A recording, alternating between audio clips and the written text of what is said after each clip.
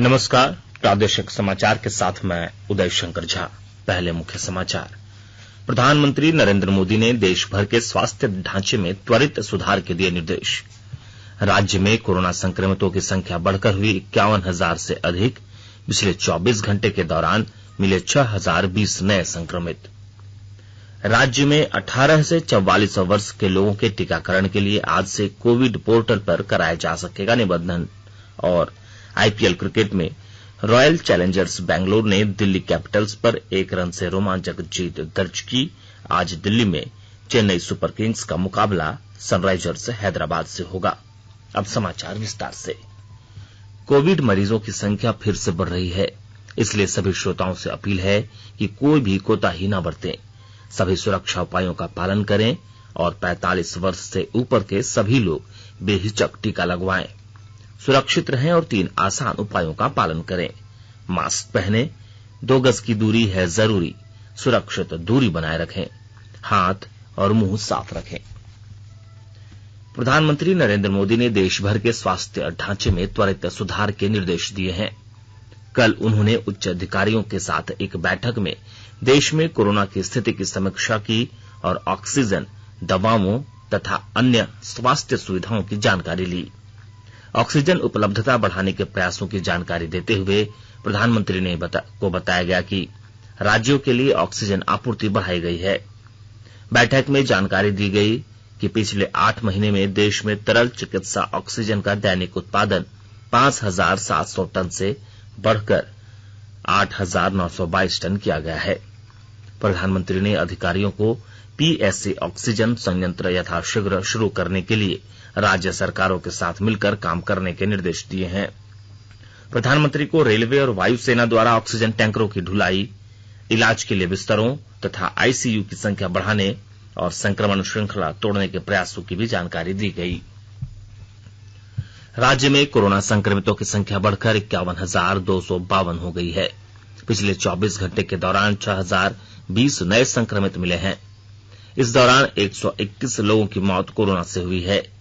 राज्य में सबसे ज्यादा संक्रमितों की संख्या रांची में 62,000 से अधिक है। वहीं पूर्वी सिंहभूम जिले में 30,000, धनबाद में 11,000, बोकारो में 10,000, हजारीबाग और रामगढ़ में कोरोना संक्रमितों की संख्या 8,000 से ज्यादा है। राज्य में अब तक 67 लाख से अधिक नमूनों की जांच की गई है। 1,59,000 से अधिक लोगों को इलाज के बाद अस्पताल से छुट्टी दी गई। राज्य में अब तक 2,246 लोगों की मौत कोरोना संक्रमण के कारण हुई है।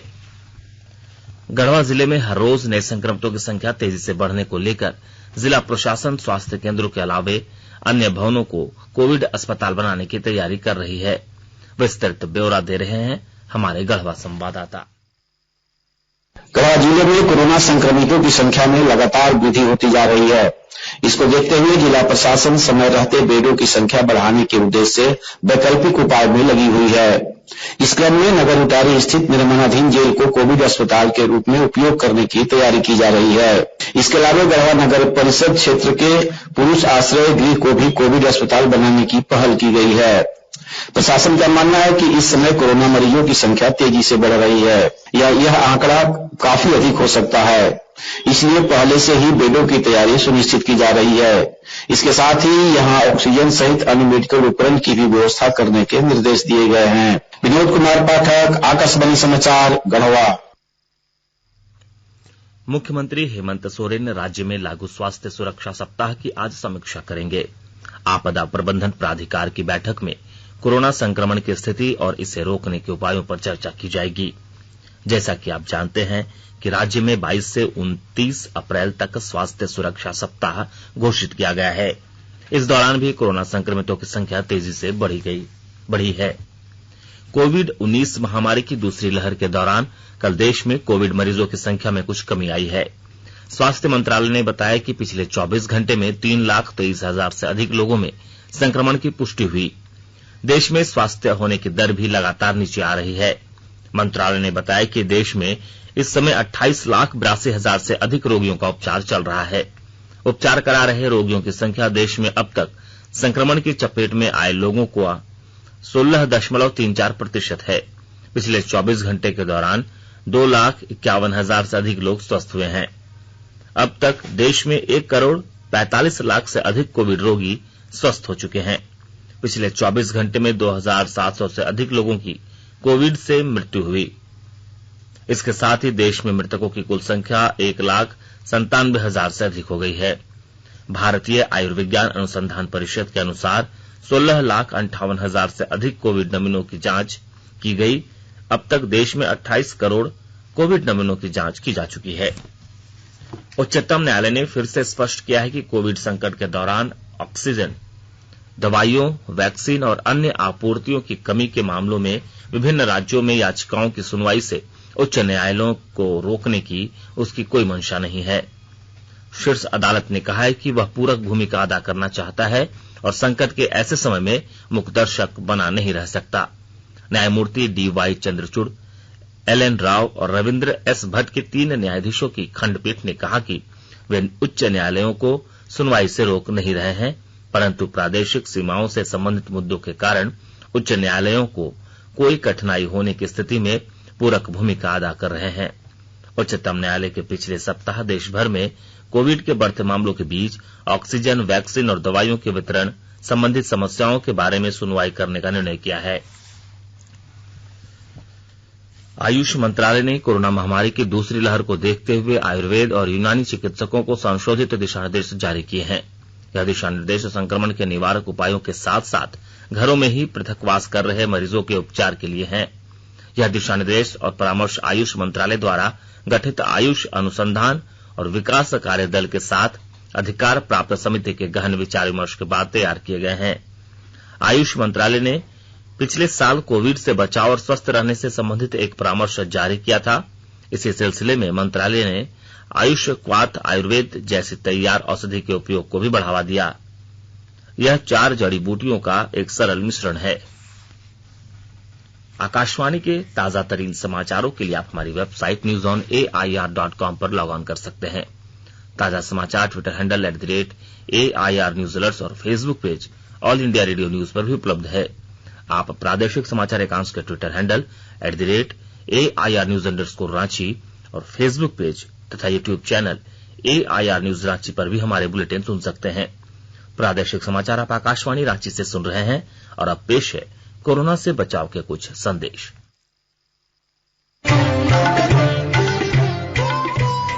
कोविड-19 से बचाव और सुरक्षित रहने के 3 उपाय। मास्क लगाएं, 2 गज दूरी है जरूरी, सुरक्षित दूरी रखें, हाथ और मुंह साफ रखें।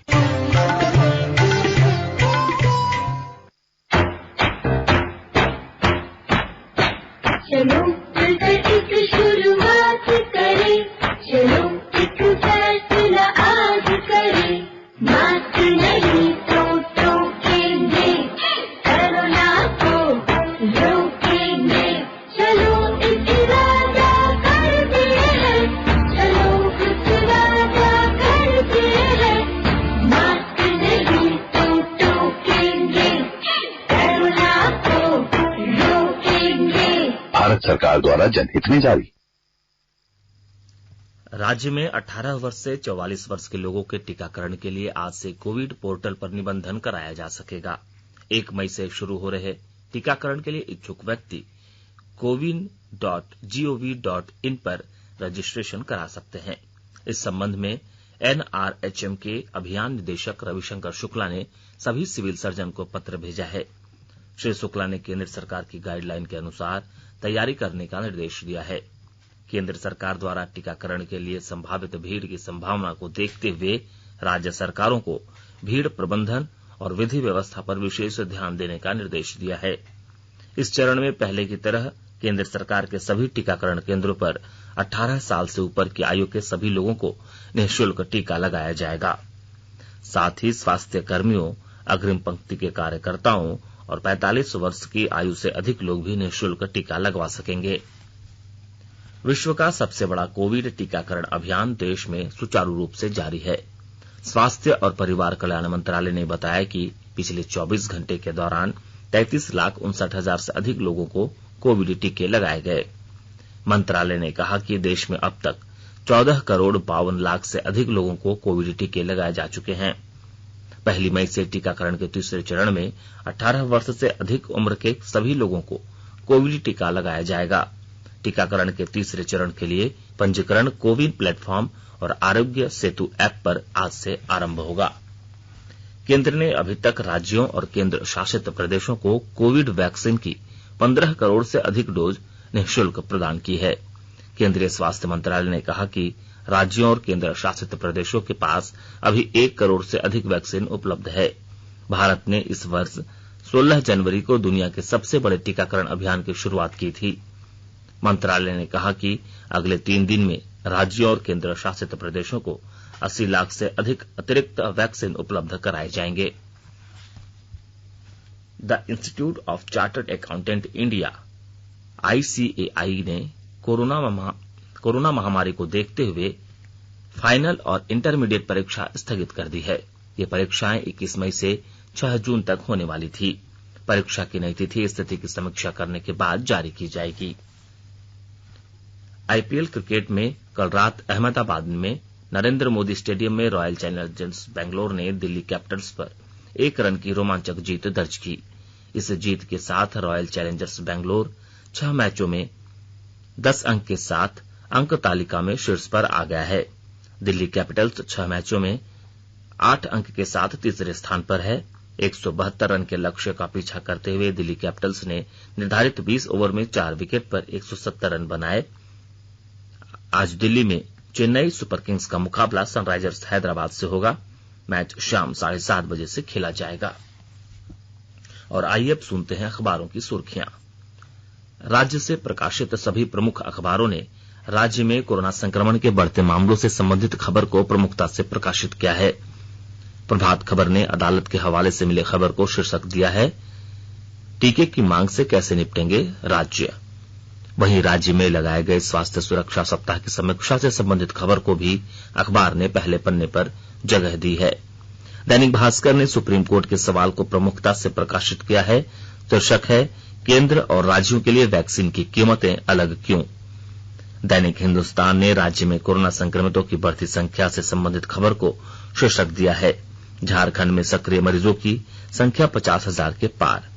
अखबार ने झारखंड से 58 टन ऑक्सीजन दिल्ली भेजने की खबर को भी पहले पन्ने पर जगह दी है। दैनिक जागरण ने उम्मीद जगाने वाली खबर को शीर्षक दिया है, जितनी तेजी से फैला उतनी तेजी से कम हो सकता है संक्रमण। साथ ही लिखा है, बालिग हैं तो आज से कराएं registration. The times of India ने राज्य में कोरोना संक्रमितों की संख्या बढ़कर 50,000 पार करने की खबर को पहले पन्ने पर जगह दी है। साथ ही 126 लोगों की कोरोना से मौत से संबंधित खबर को भी पहले पन्ने पर प्रकाशित किया है। हिंदुस्तान टाइम्स ने कोरोना संक्रमण से देश भर में हो रही मृत्यु पर सर्वोच्च न्यायालय के हवाले से संबंधित खबर को सचित्र प्रकाशित करते हुए शीर्षक दिया है, राष्ट्रीय आपदा के समय मुखदर्शक नहीं रह सकते। और अब संक्षिप्त खबरें। धनबाद कोचिंग डिपो में स्लीपर कोच को आइसोलेशन वार्ड में बदला जा रहा है। कैरेज एंड वैगन विभाग के कर्मचारियों ने अब तक 5 आइसोलेशन कोच तैयार कर दिया है। जामताड़ा जिले में कोरोना संक्रमितों की संख्या में लगातार वृद्धि देखी जा रही है। पिछले 24 घंटे के अंतराल में 266 नए संक्रमितों की पुष्टि हुई है। जिले में कोरोना संक्रमितों की संख्या बढ़कर 3029 पहुंच गई है। गोड्डा जिले में पिछले 24 घंटे में 214 लोगों ने कोरोना को मात दी है, जबकि सिर्फ 80 नए लोग कोरोना से संक्रमित हुए हैं।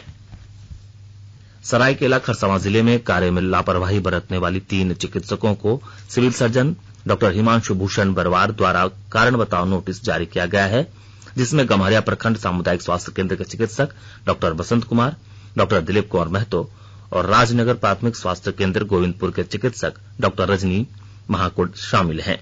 सरायकेला खरसावां जिले में पिछले 24 घंटे में कोरोना संक्रमित 92 नए मरीजों की पुष्टि हुई है। अंत में मुख्य समाचार एक बार फिर।